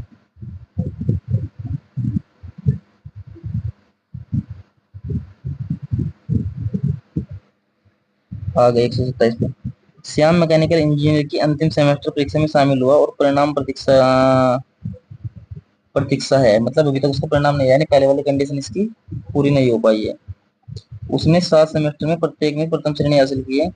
उसे प्रथम श्रेणी हासिल की है, मतलब उसने प्रथम श्रेणी तो उसका मतलब उसने अंक नहीं दिए उसके कितने परसेंट लाया है, क्योंकि प्रथम श्रेणी तो हमारी 60% से स्टार्ट हो जाती है। और कंडीशन दी गई, अगर पहले वाली कंडीशन पूरी नहीं होगी तो 65% अंक लाने होंगे आपको। तो यानी इसकी तो दोनों कंडीशन ने भैया डाउटफुल है। पहले वाली तो इसने गलत कर दी, पहले वाली तो जो हमारी थी कि कंप्लीट होना चाहिए इंजीनियर 60% के साथ, वो कंप्लीट नहीं हुआ। और अगर ये पहले वाली कंडीशन फॉलो नहीं कर पा रहा था तो दूसरे वाले में 65% अंक लाने थे, लेकिन यहाँ पर भी वो नहीं बोल पा रहा है। यहाँ पे भी उसने बोल दिया कि फर्स्ट प्रथम श्रेणी आई है, तो प्रथम श्रेणी तो 60 से स्टार्ट हो जाती है। तो ये तो क्वेश्चन मुझे डाउटफुल लग रहा है शाम का। उसके बाद 22 साल की उम्र पूरी हो चुकी है, चलो ये तो ठीक है, 50,000 भी दे देगा, ठीक है, 10% का चयन भी होगा, सही है। तो इसका आंसर जाएगा डेटा अपर्याप्त, बी, ए ऑप्शन ए जाएगा, क्योंकि इसने जो है ना तो पहली कंडीशन पूरी कर पाया, और पहली कंडीशन पूरी ना होने पर जो कंडीशन दी गई थी वो भी पूरी, उसमें भी डेटा पर्याप्त नहीं है। तो सेकंड वाली कंडीशन में भी दिक्कत आ रही है, तो इसका डेटा पर्याप्त में आंसर जाएगा 127। 128 श्रेया ने जून 2005 में 79 अंकों के साथ मैकेनिकल इंजीनियर की डिग्री पास की है। चलिए सही है, 79 लिया है, ये पहले वाली कंडीशन सही है। वह चयन परीक्षा में 70%, दूसरे वाली भी सही है। चयन परीक्षा 50,000 देने के लिए भी तैयार है, ठीक है। 1983 में जन्म हुआ है, 83 यानी 17 और 6 7 6 13 23 साल, ये भी सही है। चारों कंडीशन सही है भैया, इसका सिलेक्शन करो। श्रेया का सिलेक्शन तो पक्का होगा, तो इसका सिलेक्शन जो है किया जाएगा, डी। 129 में नीले एक इलेक्ट्रिकल इंजीनियर है जिसने 2003 में 21 साल की एज पूरी की, अपनी डिग्री उत्तीर्ण परीक्षा की। उसने डिग्री में 76% अंक, पहली कंडीशन सही है। चयन परीक्षा में 72% अंक, सेकंड वाला भी सही है। और ब्याज जमा के रूप में 50,000 की राशि भी दे रहा है, तीसरा भी सही है। लेकिन इसमें एज एज भी हो गई, 21 साल की एज पूरी की, ये भी हो गया, चौथा भी सही है। एक बार दोबारा पढ़ लीजिए, शायद जल्दबाजी में गलती ना हो जाए। नीले एक इलेक्ट्रिकल इंजीनियर है जिसने 2003 में 21 साल की उम्र पूरी कर ली है। 2003 में, एक बार डेटा पढ़ लेता हूँ, 2003 का वो जिक्र दिया था क्या। क्या है, लेकिन 2006 में कम से कम, अच्छा 2003 में डिग्री ली है, 2003 में और 2006 में कम से कम 21 वर्ष का होना चाहिए, ठीक है, 2006 में होना चाहिए। एक सेकंड भाई, 27 माही, नहीं ले, 2003 में 21 का है, तो 2006 में कितने का होगा, 21 और 3, 24 साल का, यानी उम्र सही है इसकी। तो यानी इसका भी सिलेक्शन होगा, इसका भी चयन किया जाएगा। एक बार मैं ये एज वाला 2003 वाला शायद उसमें भी आया था, पहले वाले में भी, उसको भी देख लेता हूँ सर, श्रेया वाले में। 2000, श्रेया ने जून 2005 में 79 अंकों के साथ केमिकल इंजीनियरिंग की डिग्री पास की है, 2005 में पास की है। अच्छा, ठीक है, पहले वाला सही है। चयन परीक्षा में शामिल हुई है इसमें, जिसने 70% अंकों के साथ उत्तीर्ण किया है, दूसरे वाला भी सही है। उसकी जन्म तिथि 28 जून 1983 है, उम्र वाला भी सही है, तीसरा। अच्छा, 50,000 देने की स्थिति में नहीं है, लेकिन जमा के रूप में 30,000 का भुगतान करने के लिए व्यवस्था है। ओफो, ये लाइन मैंने नहीं पढ़ी यार, इसमें जरा एक लाइन इसमें और दी गई थी नीचे कि 50,000 देने की स्थिति में नहीं है, लेकिन 30,000 का भुगतान कर सकती है। मतलब अगर वो पैसे नहीं दे पा रही है, या कोई बंदा पैसे नहीं दे पाता है, तो उसके लिए कंडीशन दी गई थी कि अगर 50,000 की जमा राशि भुगतान करने को तैयार नहीं हो तो प्रश्न उपरांत वापस कर दी जाएगी, जो कही गई थी कंडीशन, तो उसमें कंडीशन दी गई थी सेकंड वाले में, अगर 25,000 की राशि देने में तैयार है, लेकिन इंजीनियरिंग डिग्री कम से कम 70% होनी चाहिए। अब इसकी इंजीनियरिंग डिग्री देख लो कितने हैं श्रेया के। श्रेया के इंजीनियरिंग डिग्री में 79% है, तो इसका मतलब इसका मामला महाप्रबंधक को जाएगा, क्योंकि ये 50,000 देने में सक्षम नहीं है, केवल 30,000 दे पा रही है, तो मामला जो है महाप्रबंधक को भेजा जाएगा। 128 का सही कर लीजिएगा, महाप्रबंधक को भेजा जाएगा। वो ध्यान से नहीं पढ़ा मैंने, 30,000 की लाइन दी गई थी उसमें। नीले हो गया। अब आ गए इसमें पुलिस विभाग के क्वेश्चन। पुलिस डिपार्टमेंट से संबंधित कुछ क्वेश्चन है इसमें, लगभग 10 से 12 क्वेश्चन दे रहा है हर पेपर में, जो बहुत ही क्रिटिकल क्वेश्चन है। तो सोच समझ के ये क्वेश्चन करने हुआ है आपको। 131 में कह रहा है, आप एक पुलिस अधिकारी के रूप में तैनात है, आपको कट्टरपंथी संगठनों से उत्पीड़न की धमकियों का सामना कर रहे एक अंतर धार्मिक जोड़े के बारे में खुफिया जानकारी मिलती है, तो आप क्या करेंगे। सबसे पहला तो आपका काम है क्वेश्चन को समझना। अगर क्वेश्चन नहीं समझ में आ रहा है तो ऑप्शन को पढ़ने से कोई फायदा नहीं है। सबसे पहला काम क्या है, क्वेश्चन को समझना। आप एक पुलिस अधिकारी के रूप में तैनात है, आपको कट्टरपंथी संगठनों से उत्पीड़न की धमकियों का सामना कर रहे, कट्टरपंथी संगठनों से उत्पीड़न की धमकियों का सामना कर रहे एक अंतरधार्मिक, अंतरधार्मिक का मतलब होता है मतलब अपोजिट धर्म, जैसे हिंदू मुस्लिम हुआ, या ईसाई और हिंदू हुआ, या बौद्ध और मुस्लिम हुआ, अलग अलग धर्म का मतलब अंतरधार्मिक से है। अंतरधार्मिक जोड़े के बारे में खुफिया जानकारी मिली है आपको किसी भी डिपार्टमेंट ने, या कट्टरपंथी संगठन, आपका जो कोई भी आपका गुप्तचर विभाग होते हैं, वहां से आपको सूचना मिल रही है कि अंतर धार्मिक जोड़े के बारे में खुफिया जानकारी आपको मिल रही है। आप एक पुलिस अधिकारी है और उस जोड़े को धमकियों का, उत्पीड़न की धमकियों का सामना करना पड़ रहा है, और ऐसी जानकारी आपको मिली है, तो आप क्या करेंगे। मैं अपने अपनी भाषा में आपको समझा देता हूँ। जैसे कि एक लड़का और एक लड़की, एक गर्ल्स और एक बॉय है, ये दोनों आपस में भाग जाते हैं, अलग अलग धर्म के हैं, भाग जाते हैं या शादी कर लेते हैं, या मतलब कुछ भी ऐसी बात होती है, ये अंतर धार्मिक लोग हैं दोनों, इन पर उत्पीड़न की धमकियां आ रही है, इनका उत्पीड़न किया जा रहा है, और ऐसी जानकारी मतलब ये अपना बचाव के लिए भटकते हुए फिर रहे हैं, और आप एक पुलिस अधिकारी है तो आप क्या करेंगे ऐसे में, ये बोला जा रहा है। ऑप्शन ए दिया है, प्रक्रियाओं के अनुसार उन्हें सुरक्षा अधिकारियों के पास भेजना चाहिए। पहले 4 ऑप्शन ध्यानपूर्वक पढ़ेंगे फिर डिसीजन लेंगे। बी में कह रहा है, जोड़े को सार्वजनिक बातचीत संपर्क से बचने के लिए सलाह दी जाएगी, सार्वजनिक बातचीत से बचने की सलाह दी जाएगी, मतलब सार्वजनिक मतलब जनता से, जो सार्वजनिक लोगों से बातचीत करने की है, बचने की सलाह दी जाएगी। सी कह रहा है, उनको स्वैच्छिक भौतिक शारीरिक अलगाव का सुझाव देना चाहिए। डी कह रहा है, जोड़े को सुरक्षा कवर, घेरा और सुरक्षित आवागमन प्रदान करना चाहिए। देखो मेरे अकॉर्डिंग जोड़े को सार्वजनिक बातचीत संपर्क करने की सलाह दी जाएगी, बी ऑप्शन, और उनको स्वैच्छिक भौतिक शारीरिक से अलगाव सुझाव देना चाहिए, सी ऑप्शन तो बिल्कुल गलत है। अब हमारे पास बचे ए और डी। ए और डी को दोबारा पढ़ते हैं। प्रक्रियाओं के अनुसार उन्हें सुरक्षा अधिकारियों के पास भेजना चाहिए, प्रक्रियाओं के अनुसार। डी कह रहा है, जोड़े को सुरक्षा कवर, घेरा और सुरक्षित आवागमन प्रदान करना चाहिए। तो दोनों ही सही लग रहे हैं वैसे तो, लेकिन जो सटीक है इसमें, प्रक्रियाओं के अनुसार उन्हें सुरक्षा अधिकारियों के पास भेजना चाहिए, और जोड़े को सुरक्षा कवर, घेरा और सुरक्षित आवागमन प्रदान करना चाहिए। ये डी कुछ ज्यादा सही लग रहा है, सुरक्षित जगह पर उनको भेज देंगे तो जो उत्पीड़न धमकियों का सामना वो कर रहे हैं शायद वो थोड़ा कम हो सकता है। उसके बाद आगे डिसीजन लेगा अधिकारी कि करना क्या होगा, क्योंकि वो सुरक्षित हो जाएंगे। तो मेरे अकॉर्डिंग डी आंसर इसका होना चाहिए। बाकी कमीशन क्या उठाता है, एग्जामिनर क्या उठाता है, ये इसके ऊपर डिपेंड करता है। जबकि ए भी सही है और डी भी सही है, लेकिन सबसे ज्यादा सही कौन सा है ये डिपार्टमेंट के ऊपर डिपेंड करता है कि कमीशन क्या इसका आंसर उठाता है। लेकिन जहां तक जो डी है वो बिल्कुल ज्यादा सही लग रहा है कि जोड़े को अगर सुरक्षा मिल जाएगी तो जो उनका उत्पीड़न किया जा रहा है वो उत्पीड़न से कम उनको कुछ तो सुकून मिलेगा। क्वेश्चन नंबर 130 है। 130 में कह रहा है, आप एक पुलिस अधिकारी के रूप में तैनात हैं, एक व्यथित पिता आपके पास आता है, व्यथित मतलब जो परेशान है, परेशान पिता आपके पास आता है और कहता है कि उसकी 23 वर्षीय बेटी अपने पुरुष मित्र के साथ भाग गई, सुप्रीम कोर्ट के निर्देश अनुसार आपको क्या करना चाहिए। देखो इसमें आपको कुछ गाइडलाइन सुप्रीम कोर्ट की होती है, उनका भी पालन करना पड़ेगा।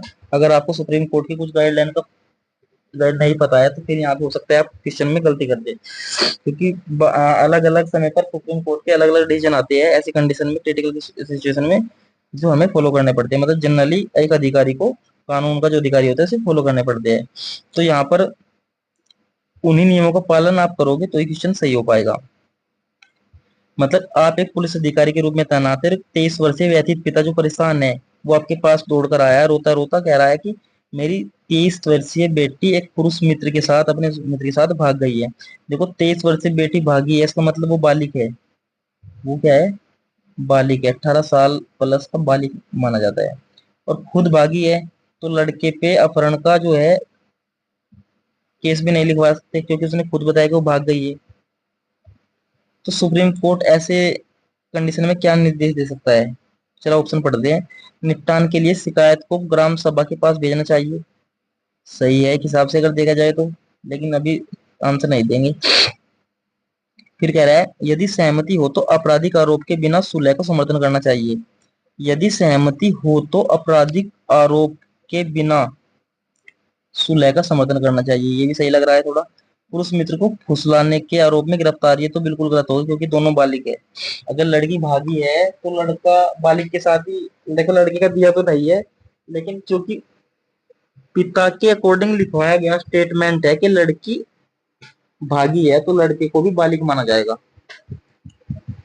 अगर ये लिखवाया जाता कि लड़का लेकर भाग गया तो फिर अपहरण का केस लग सकता था, लेकिन चूंकि पिता का स्टेटमेंट ये है कि लड़की खुद भागी है, दोनों बातों में अलग अलग अंतर है। तो सी तो बिल्कुल गलत हो गया। डी है अपहरण का मामला दर्ज करके जांच करनी चाहिए। अपहरण तो नहीं कह सकते यहाँ पे हम, क्योंकि लड़का जो है, लड़की और लड़का बालिग है पिता के स्टेटमेंट के अकॉर्डिंग। तो हमारे पास दो ऑप्शन बचे, ए और बी। सी और डी तो हमारे गलत हो गए। निपटान के लिए शिकायत को ग्राम सभा के पास भेजना चाहिए। देखो ग्राम सभा डिसीजन ले, लेकिन चूंकि कह दिया है कि सुप्रीम कोर्ट के निर्देश अनुसार, जब सुप्रीम कोर्ट के निर्देश अनुसार बात हुई है तो यहाँ पे पहला ऑप्शन भी गलत हो जाएगा। तो यदि सहमति हो, देखो आपराधिक आरोप के बिना सुलह का समर्थन करना चाहिए। यदि सहमति हो तो आपराधिक आरोप के सुलह बिना सुलह का समर्थन करना चाहिए। मतलब आरोप साबित किए बिना अगर सुलह हो सकती है तो वो करवाना बेस्ट होगा, यदि सहमति हो तो ऐसी सिचुएशन सुप्रीम कोर्ट के आधार पर होगी, वरना ए भी सही है। अगर ये लाइन ना होती कि सुप्रीम कोर्ट के निर्देशानुसार, तो पुलिस जो कानून का अधिकारी मतलब वहां पे होगा या आप कानून के अधिकारी होगे, तो ए भी आप जो है प्रयोग में ला सकते हो। लेकिन चूंकि क्वेश्चन ने पहले बोल दिया कि सुप्रीम कोर्ट के निर्देश अनुसार, तो इसलिए आपका बी आंसर सही होना चाहिए, और सही बी, शायद बी ही सही होगा। उसके बाद क्वेश्चन नंबर 131 पे आइए। कह रहा है कि आप एक पुलिस अधिकारी के रूप में तैनात है, तो ये तो शायद हमने कर लिया अंतर धार्मिक वाला, हाँ ये तो हो गया 131। अच्छा पहले कर लिया था हमने। 132 पे आइए। आप एक पुलिस अधिकारी के रूप में तैनात है, प्रबंधन के साथ वेतन विवाद को लेकर उत्तेजित श्रमिकों संघों ने आवश्यक सेवाएं बंद करने की धमकी दी है, तो आप क्या करेंगे? यहाँ पर भी आप सुप्रीम कोर्ट का पालन करना होगा आपको, क्योंकि ये सारे के सारे कानूनी क्वेश्चन है, डिपार्टमेंटल क्वेश्चन है। तो डिपार्टमेंटल क्वेश्चन में आप कानून के दायरे में रहकर ही कानून के नियमानुसार ही डिसीजन लेंगे, क्योंकि आप भी एक कानून के अधिकारी है। यहाँ पे आपको कानून को अधिकारी बनाया गया है। यहाँ पे क्वेश्चन नंबर 132 कह रहा है आप एक पुलिस अधिकारी के रूप में तैनात है, प्रबंधन के साथ वेतन विवाद को लेकर उत्तेजित श्रमिक संघों ने आवश्यक सेवाएं बंद कर दी। कोई कंपनी है जिसका प्रबंधन और उसके श्रमिकों के बीच विवाद हो गया है वेतन को लेकर, और श्रमिकों ने आवश्यक सेवाएं को बंद कर दिया है। कह रहे हैं कि हमारा वेतन बढ़ाइए या कुछ भी, मतलब वेतन को लेकर जो विवाद हुआ है, नहीं तो हम काम बिल्कुल बंद कर देंगे। तो ऐसी सिचुएशन में आप क्या करेंगे? ऑप्शन ए कह रहा है अवैध हड़ताल कार्रवाई के लिए जुर्माना और शुल्क लगाना होगा। ऐसा नहीं कर सकते आप। धारकों के बीच विवाद समाधान संवाद में सहायता करनी चाहिए, ये सही हो सकता है। महत्वपूर्ण बुनियादी ढांचे को अवरुद्ध करने के प्रयासों को बलपूर्वक रोकना चाहिए। देखो बल का प्रयोग तो बिल्कुल भी नहीं कर सकते। व्यय और धन की धमकियों के लिए यूनियन के नेता को तुरंत गिरफ्तार नहीं कर सकते। तो इसका तो आंसर साफ साफ दी मिल गया आपको, बी। मतलब सबसे पहले आप क्या करेंगे? विवाद समाधान पर संवाद करेंगे। बातचीत करने से अगर समाधान हो सकता है तो सबसे पहले उसी का प्रयोग आप वहां पे करेंगे। Question number 133। आपको एक उद्योगपति द्वारा कॉर्पोरेट धोखाधड़ी की जांच विरासत में मिली है, जो व्यक्तिगत निपटान और समापन की सहायता की पेशकश करता है। आपको एक उद्योगपति मतलब आप एक कानून के अधिकारी के रूप में आपको एक उद्योगपति द्वारा कारपोरेट धोखाधड़ी की जांच हिरासत में मिली है। मतलब आप एक अधिकारी है और एक उद्योगपति का मैटर है जो कारपोरेट में उसने धोखाधड़ी की है, किसी कंपनी में किसी उद्योगपति ने धोखाधड़ी कर ली है, जिसकी जांच आपके हाथ में आई है। जो व्यक्तिगत निपटान और समापन की सहायता की पेशकश करता है, वो आपसे कह रहा है कि व्यक्तिगत मुझे आपसे पर्सनली मिलना है, व्यक्तिगत मिलना है और आप इसका निपटाना कर दीजिए। मतलब कहीं ना कहीं वो आपको रिश्वत देना चाह रहा है। आपसे व्यक्तिगत मिलने का मतलब यही है कि कहीं ना कहीं वो आपसे घूसखोरी की बात करना चाह रहा है। तो आप 133 वाले क्वेश्चन के ऑप्शन पढ़िए और आप इसमें ऑप्शनों में कहीं भी अगर आपको लग रहा है कि आप रिश्वत की बात किसी ऑप्शन में दे रखी है तो उसको तुरंत गलत मान लिया जाएगा। मामले को बंद घोषित करते हुए गुप्त रूप से तो निपटारा नहीं कर सकते हम, जब हम एक अधिकारी है। धोखाधड़ी की पूरी और निष्पक्ष जांच करने के लिए प्रतिबद्ध होना चाहिए, बिल्कुल ये आंसर होगा। किसी भी अन्य गवाह या रिकॉर्ड की आगे की जांच को टालना चाहिए, बिल्कुल गलत। कानूनी जांच के तहत दोषी ठहराए जाने वाले सबूतों को आंशिक रूप से हटाना चाहिए, बिल्कुल गलत। यानी ऑप्शन नंबर क्या आ जाएगा, बी। धोखाधड़ी की पूरी और निष्पक्ष जांच करेंगे आप, ताकि उसको सजा मिले जो उसने जुर्म किया है। 134। आप एक पुलिस अधिकारी के रूप में तैनात है। आप अपने क्षेत्राधिकार में अज्ञात हत्याओं की श्रृंखला को सुलझाने के लिए आप क्या करेंगे। मतलब आप एक पुलिस अधिकारी के रूप में हैं तैनात, आपके क्षेत्र में अज्ञात हत्याएं हुई है, अज्ञात हत्याएं आपके क्षेत्र में हुई है और श्रृंखला में हुई है, तो आपके पास इस केस आया है तो आपको सुलझाना है। ऐसी सिचुएशन में आप क्या करेंगे। ऑप्शन ए कह रहा है मनोवैज्ञानिक प्रोफाइलिंग के माध्यम से व्यवहारिक पैटर्न का अध्ययन करना चाहिए।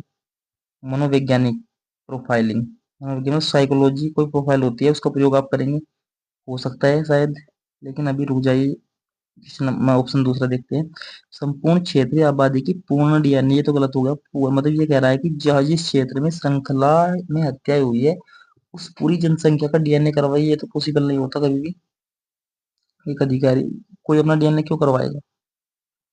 तीसरा है चेहरा पहचान स्कैन का उपयोग करके सीसीटीवी कैमरे का डेटा माइन खंगाला करना चाहिए, ये हो सकता है। हिंसक अपराध इतिहास वाले सभी मौजूदा दोषियों से पूछताछ करनी चाहिए, ये भी गलत है। तो ऑप्शन नंबर ए और option number C, option A और ऑप्शन सी में से कोई सा ना कोई सा होगा। एक बार दोबारा पढ़ते हैं। मनोवैज्ञानिक प्रोफाइलिंग के माध्यम से व्यवहारिक पैटर्न का अध्ययन करना चाहिए, या चेहरा पहचान स्कैन का उपयोग करके सीसीटीवी। देखो ये थोड़ा इजी होगा और इससे थोड़ी हेल्प मिल सकती है। चेहरा पहचान स्कैन का उपयोग करके सीसीटीवी, मनोवैज्ञानिक प्रोफाइलिंग का माध्यम, मतलब यहाँ से कुछ सही से नहीं लग रहा है कि मनोवैज्ञानिक से कैसे आप पता लगाएंगे हत्याओं की श्रृंखला का, जो कि अज्ञात है। अज्ञात हत्याओं में मनोवैज्ञानिक का मुझे नहीं लगता कोई रोल होगा। हाँ ये है, अगर चेहरा पहचान लिया जाता है तो शायद उसके बाद ही मनोवैज्ञानिक काम कर जाए। ऑप्शन नंबर आपका आ जाएगा 100, प्रश्न नंबर 135। आप एक ग्रामीण पुलिस स्टेशन में, क्वेश्चन को थोड़ा छोटा कर लेते हैं, सारे ऑप्शन दिख जाए। सारे ऑप्शन तो फिर भी नहीं दिख रहे, चलो पहले प्रश्न पढ़ लेते हैं। आप एक ग्रामीण पुलिस स्टेशन में सब इंस्पेक्टर है। आप पिछले 5 वर्षों से उसी स्टेशन पर काम कर रहे हैं और स्थानीय लोगों और प्रशासन के साथ आपका अच्छा तालमेल बन गया है। हालांकि फेरबदल के कारण आपको एक शहरी पुलिस स्टेशन में स्थानांतरित कर दिया जाता है, जहां आपको विभिन्न प्रकार की समस्याएं और लोगों से निपटना है पड़ता है। आपको लगता है कि यह एक कठिन और तनावपूर्ण बदलाव है, तो आप क्या करेंगे। मतलब आप किसी गांव के थाने में या क्षेत्र में मौजूद थे जहां से आपका शहरी क्षेत्र में ट्रांसफर हो गया, उसके बाद आप क्या करेंगे और वहां पे आपको जो है बहुत सारी समस्या आ रही है। ऑप्शन ये कह रहा है स्थानांतरण को अनिच्छा से स्वीकार करना चाहिए और जल्दी ग्रामीण स्टेशन में वापस लौट जाना चाहिए, बिल्कुल गलत। ऐसा तो आप बिल्कुल भी नहीं करेंगे। स्थानांतरण जो है उसे अपनी इच्छा से स्वीकार करना चाहिए, अनिच्छा का कोई मतलब नहीं है। और जहाँ पे जो है अधिकारी ने आपका ट्रांसफर किया है, जहाँ पे आपको भेजा गया सरकार के द्वारा, वहां पे ही आपको अपना स्थानांतरण कराना चाहिए। भी कह रहा है स्थानांतरण को अपने करियर के विकास के लिए एक हिस्से के रूप में स्वीकार करना चाहिए और खुद की गहरी चुनौती के लिए तैयार होना चाहिए, बिल्कुल सही। किसी अन्य ग्रामीण स्टेशन पर स्थानांतरण की मांग करनी चाहिए, बिल्कुल गलत। स्थानांतरण रद्द करने का अनुरोध करना चाहिए, बिल्कुल गलत। बी बिल्कुल सही होगा। स्थानांतरण को अपने करियर के विकास के लिए एक हिस्से के रूप में स्वीकार करना चाहिए और खुद को शहरी चुनौती के लिए तैयार करना चाहिए, बिल्कुल सही। 136 नंबर है। आपके नेतृत्व में एक बंधक संकट कॉर्पोरेशन महत्वपूर्ण चरण में प्रवेश करता है, तभी आपको बच्चा जानलेवा दुर्घटना का शिकार हो जाता है, तो आप क्या करेंगे। देखो बहुत ही बेहतरीन क्वेश्चन दे रखी है सारे के सारे, और डिसीजन मेकिंग जैसे क्वेश्चन है ये। है तो पुलिस डिपार्टमेंट से संबंधित क्वेश्चन, लेकिन जिस प्रकार डिसीजन मेकिंग में आपको क्वेश्चनों को सोल्व करना पड़ता है, यहाँ पर भी थोड़ा इसी तरह का आपको दिमाग का यूज करके डिपार्टमेंट के बारे में आपसे जानकारी ली जाती है, ताकि ये पता लग जाए कि आपका विभाग के प्रति कैसे विचार है। तो क्वेश्चन नंबर 136 में दिया है, आपके नेतृत्व में एक बंधक संकट ऑपरेशन महत्वपूर्ण चरण में प्रवेश करता है। एक एक शब्द का बहुत गहरा मीनिंग है। आपके नेतृत्व में एक बंधक संकट ऑपरेशन मतलब एक ऐसा ऑपरेशन चल रहा है जिसमें लोगों को बंधक बनाया गया है। ठीक है, जैसे कहीं किसी लोगों को बंधक बना लिया जाता है तो एक ऐसा ऑपरेशन है, और आपके नेतृत्व में है। आप उसके मुखिया है, आप उसके हेड है, आप उनके मैन ऑफिसर है, और वो महत्वपूर्ण चरण में है, मतलब ऐसे चरण में है जहां सबसे बड़ा रोल आपका है, प्रवेश करता है। मतलब वो ऑपरेशन ऐसे महत्वपूर्ण चरण में प्रवेश करता है जहां पर अब मेन रोल आपका होगा। आप किसी और को वहां पे नहीं छोड़ सकते, किसी और के ऊपर। तभी आपको सूचना मिलती है कि आपका बच्चा जानलेवा दुर्घटना का शिकार हो जाता है। कैसी दुर्घटना? जानलेवा। तो ऐसी सिचुएशन में आपको क्या करना है? ऑप्शन नंबर ए कह रहा है, टीम के बीच ऑपरेशन की जिम्मेदारी कार्य को रणनीतिक रूप से बांट देनी चाहिए। मतलब जो ऑपरेशन चल रहा था जिसमें आपका नेतृत्व में महत्वपूर्ण चरण आपका आने वाला था, तो उस चरण में आप अपने बाकी टीम मेंबर को जिम्मेदारी सौंपने कह रहे हैं। मतलब आप अपनी जिम्मेदारी बाकी पूरी टीम के ऊपर सौंप दीजिए, और आप जाकर अपने बच्चे की दुर्घटना जो आपके साथ हुई है बच्चे के साथ, उसको देख लीजिए। ऐसा तो आप बिल्कुल नहीं करेंगे। हाँ, अगर आपको अपने बच्चे की परवाह है फिर आप ऐसा कर सकते हैं। दूसरा है, निपुण सेकंड इन कमांड को पूरी तरह से बागडोर सौंप देनी चाहिए। बिल्कुल गलत। मतलब जब ऑपरेशन लास्ट चरण पे हो तो सेकंड इन कमांड को पूरी तरह से बागडोर सौंपना, इसका मतलब वो सेकंड बागडोर जो आएगी उसे तो पता भी नहीं है कि ऑपरेशन लास्ट चरण में चल रहा है और क्या डिसीजन लेना है वहां पे, तो ये बिल्कुल गलत हो जाएगा। ऑपरेशन सुलझने समाप्त तक परिवार केंद्रित व्यक्तिगत समाचार छुपाना चाहिए। बिल्कुल ये सही माना जाएगा यहाँ पे, क्योंकि अभी बताऊंगा इसके बारे में, पहले फोर्थ ऑप्शन पढ़ लीजिए। अपने ड्यूटी को परिचालन रणनीति सौंपना चाहिए लेकिन अपने अधिकार को पास रखना चाहिए, ये गलत हो गया। अपने ड्यूटी को परिचालन रणनीति सौंप रहे हैं, ड्यूटी को परिचालन रणनीति नहीं सौंपेंगे आप, ये गलत हो जाएगा। इसका आंसर जाएगा सी। सी क्यों जाएगा?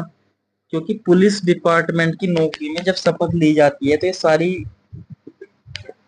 बातें वहां पे शपथ में पहले ही कर दी जाती है कि आपको पहली प्राथमिकता देश के लिए देनी है, न कि परिवार के लिए। परिवार सेकंड प्राथमिकता में आता है। जब आप शपथ लेते हैं पुलिस डिपार्टमेंट में तो वहां पे अपने परिवार की जो प्राथमिकता होती है वो सेकंड नंबर पे आती है। पहली प्राथमिकता आप देश के लिए, अगर आपको कुछ करने का मौका मिलता है तो वहां पे आप करेंगे, भले ही आपके परिवार में कितना भी बड़ा कंडीशन, कितनी भी बड़ी सिचुएशन घटना घट जाए, वो प्राथमिकता की सेकंड होगी। जब आपको पता है कि बंधक संकट ऑपरेशन चल रहा है और क्या पता कितने लोगों को बंधक बनाया गया है जहां पर किसी की जान भी जा सकती है, और आपका वहां पे महत्वपूर्ण रोल है, आप उसके महत्वपूर्ण चरण में है, आपके वहां पर पहुंचने से हो सकता है वो ऑपरेशन सफल हो जाए। ऐसी सिचुएशन में आप जो है परिवार की तरफ नहीं देखेंगे, तो इसका आंसर जाएगा सी। क्वेश्चन नंबर 137, पहचान की चोरी और प्रतिरूपण अपराधों की जांच करते समय, मतलब पहचानों की चोरी कर रहे हैं आप और प्रतिरूपण अपराधों की जांच कर रहे हैं, तो ऐसे समय में आप क्या करेंगे? टूल से वारंट के तहत खोजे गए संदिग्धों की आईटी संपत्ति को विश्लेषण करना चाहिए। किसी कोई भी पुनर्प्राप्त फिशिंग किट की रिवर्स इंजीनियर करने के लिए अदालत में अधिकार प्राप्त कर, अदालत का कोई मतलब नहीं है इसमें। बैंक जानकारी निकालने के लिए पीड़ितों को व्यक्तिगत रूप से जानकारी होने का नाटक नाटक करके कॉल करना चाहिए, गलत हो गया। डार्क डार्क वेब पर आपराधिक खरीदारों के लिए अभिनय के एल्थिक हेलिंग जांच स्थापित करना चाहिए। डार्क वेब पर आपराधिक खरीदारों के रूप में अभिनय करके एथिकल हैकिंग जाल स्थापित करना चाहिए। हो सकता है डी या ए में से कोई एक।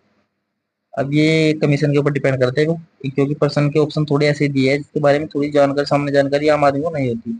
तो लेकिन फिर भी टूल एवं वारंट के तहत खोजी के संदिग्धों की आईडी स्थापित करके, आईटी आईटी आईटी,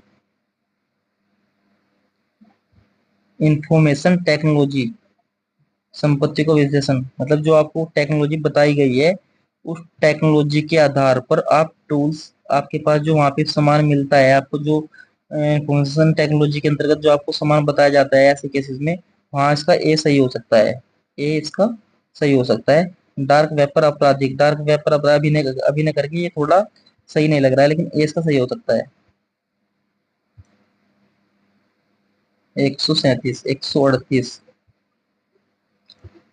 एक एक पुलिस अधिकारी के रूप में एक विधवा, तलाकशुदा या परित्यक्य, परित्यक्य मतलब परित्याग की गई, मतलब जो छोड़ महिला छोड़ दी जाती है, महिलाओं को समान संपत्ति अधिकारों से वंचित करते हुए धार्मिक रीति रिवाजों को उठाया जाता है। मतलब एक कह रहा है कि एक पुलिस अधिकारी के रूप में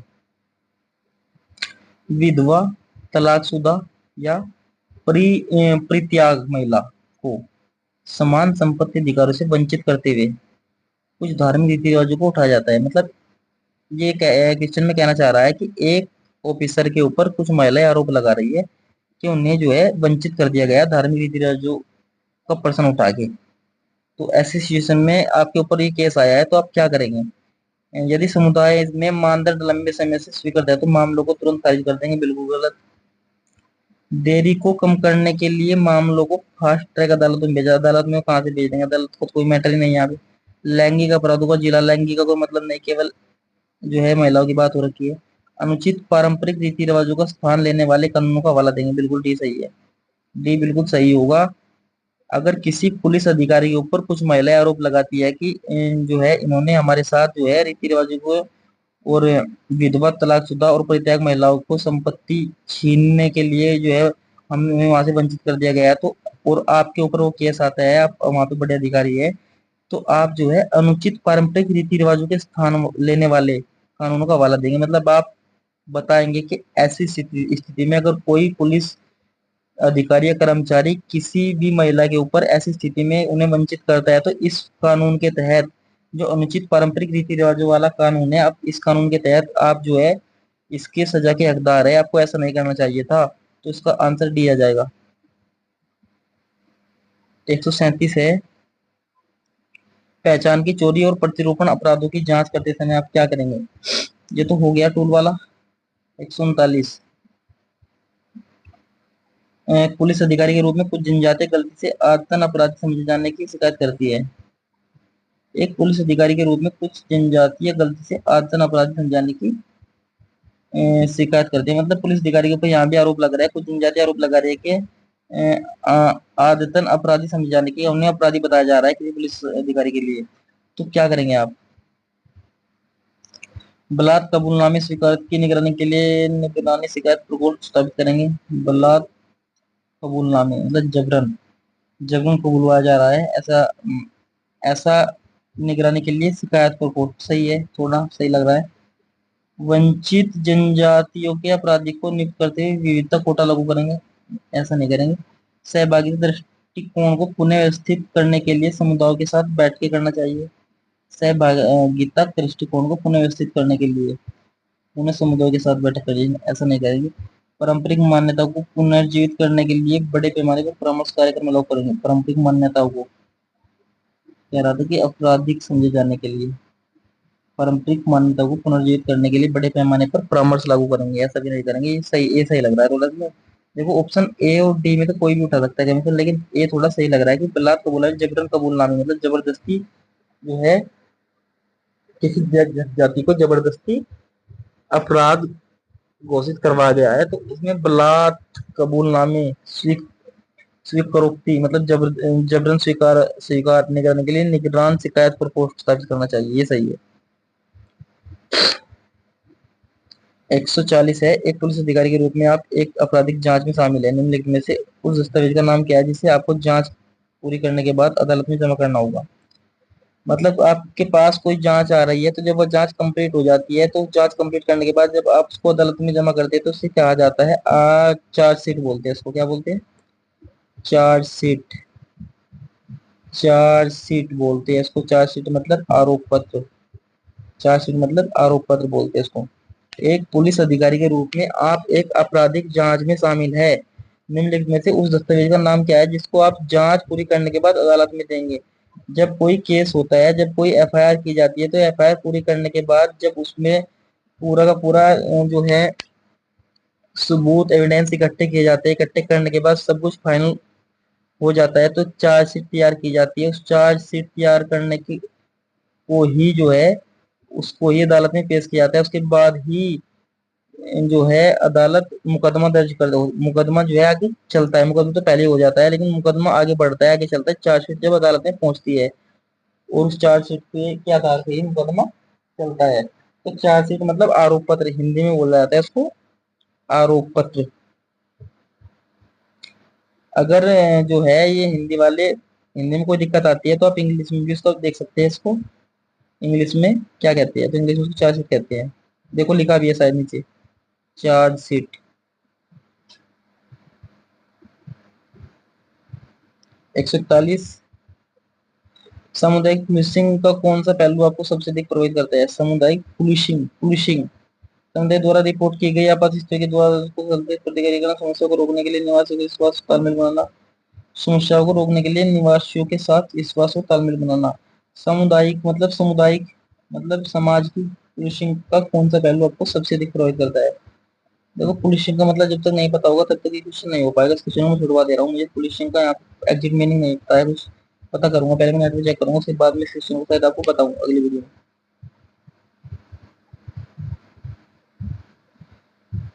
क्वेश्चन नंबर 142 दिया है, परसेंटेज के स्थान पर क्या आएगा? रूस की राजधानी मॉस्को होती है, तो इसी प्रकार ग्रीस की राजधानी पूछी।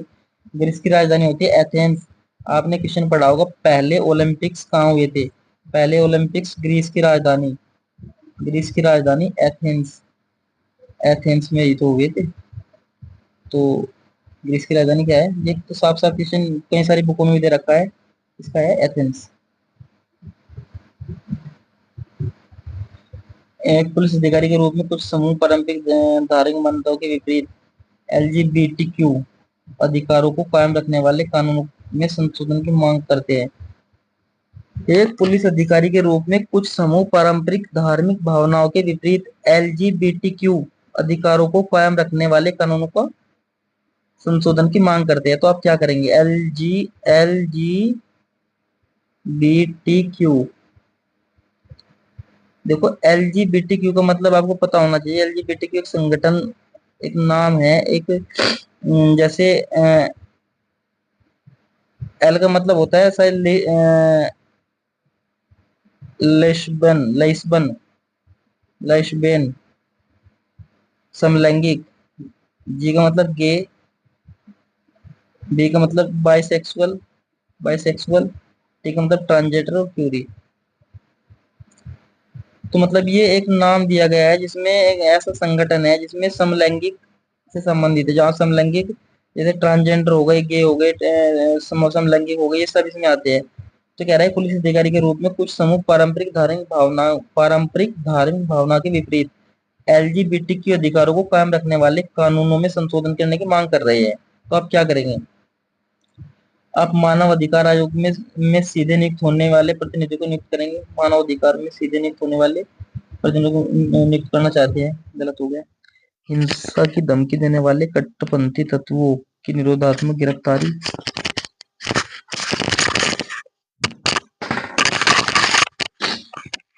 हिंसा की धमकी देने वाले कट्टरपंथी तत्वों की निरोधात्मक गिरफ्तारी करना चाहते हैं, ये भी गलत हो गया।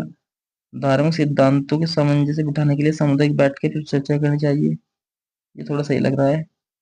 समावेशी जीवन शैली के सशक्त बनाने वाले स्थानीय जागरूकता अभियानों को नेतृत्व करना चाहिए, नेतृत्व तो नहीं होगा, चर्चाएं हो सकती है। मान्यता सामंजस्य, सामंजस्य का मतलब थोड़ा बातचीत अगर हो जाए धार्मिक सिद्धांतों पर, जो मान्यताएं बनी हुई है, जो एलजीबीटी के कानून बनाए हुए हैं उनमें जो संशोधन हो रहा है, तो अगर वहां पर सामंजस्य सही बैठ जाए तो ऐसी बैठक होगी तो सही रहेगा।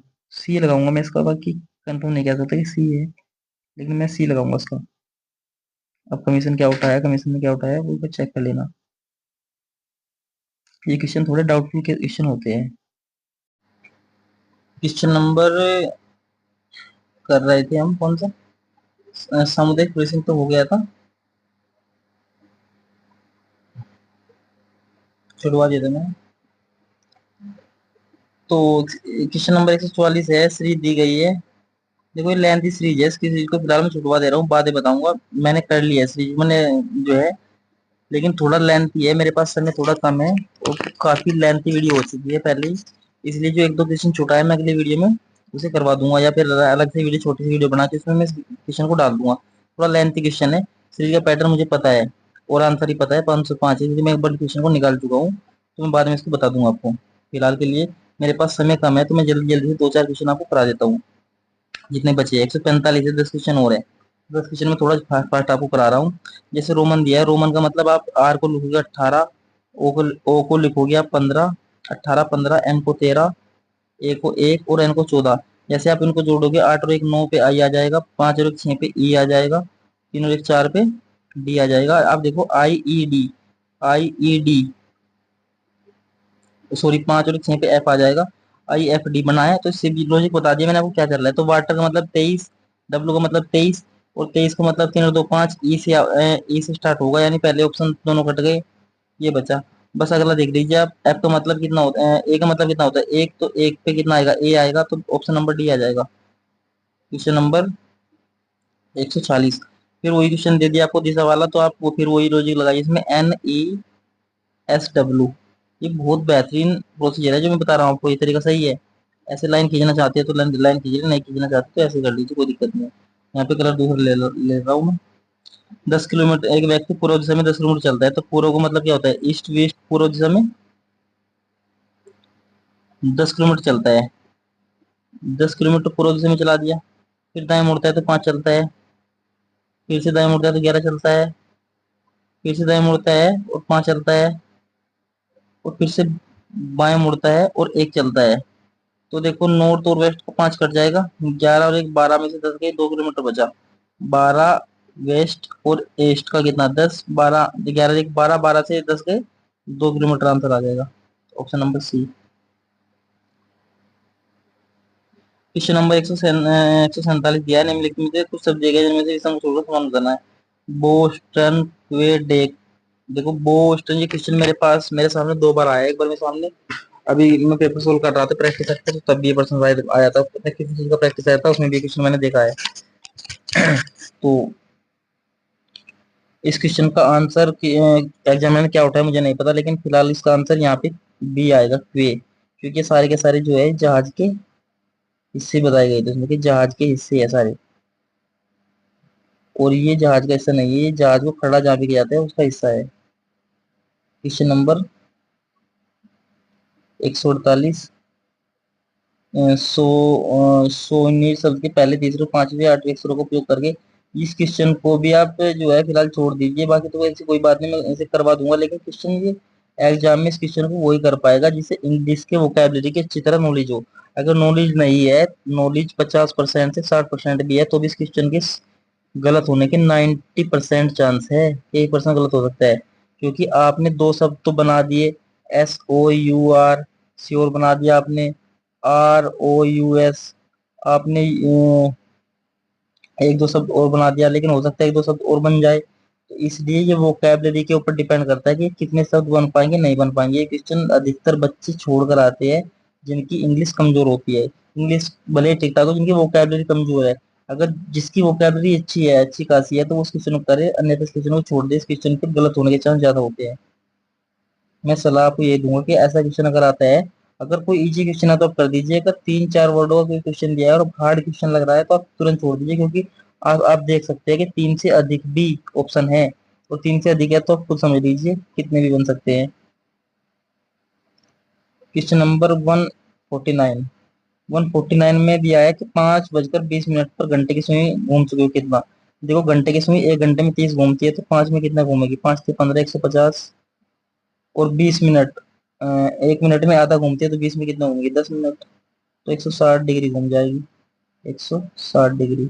ए, ऑप्शन नंबर ए। Question number 150।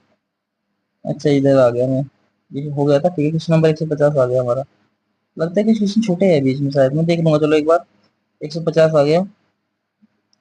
अपने बच्चों में गंगा के पसंदीदा राम और रेखा है। रेखा शरद की माँ है, जिन्हें उनके मामा मिथुन से ज्यादा प्यार करते हैं। परिवार के मुखिया रामलाल है जिनके उत्तराधिकारी। उनके बेटे गोपाल और मोहन है। गोपाल और गंगा की शादी को 35 साल हो गए और उनके 3 बच्चे मिथुन और काफी लेंथी क्वेश्चन लग रहा है, चलो करवा देता हूँ। साइज पे आ जाए तो अच्छी बात है। अपने बच्चों में गंगा के पसंदीदा राम और रेखा है। गंगा के पसंदीदा राम और रेखा है। राम और रेखा है। गंगा, ये गंगा है। रेखा शरद की माँ है। रेखा शरद की माँ है। जिन्हें उनके मामा मिथुन सबसे ज्यादा प्यार करते हैं, यानी इसके भाई। ये दोनों तो भाई भाई बहन है ही। इसका एक भाई और है शरद। मिथुन।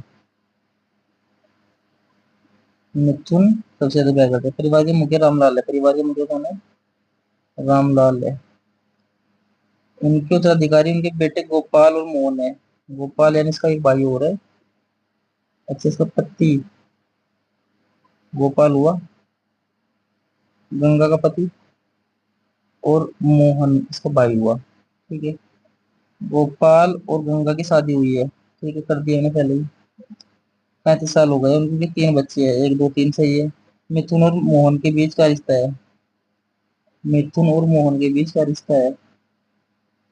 मिथुन और मोहन। मोहन ये है, बेटे गोपाल और मोहन है। मोहन ये है और मिथुन ये है, यानी मिथुन के पापा का भाई। चाचा और भतीजा हुए, तो चाचा और भतीजे दोनों ऑप्शन में है। मिथुन और मोहन के बीच का रिश्ता है, तो वैसे तो नहीं निकल पाएंगे क्योंकि गलत दिया है। क्या रिश्ता है? तो चाचा और भतीजे का है, तो कंफर्म है।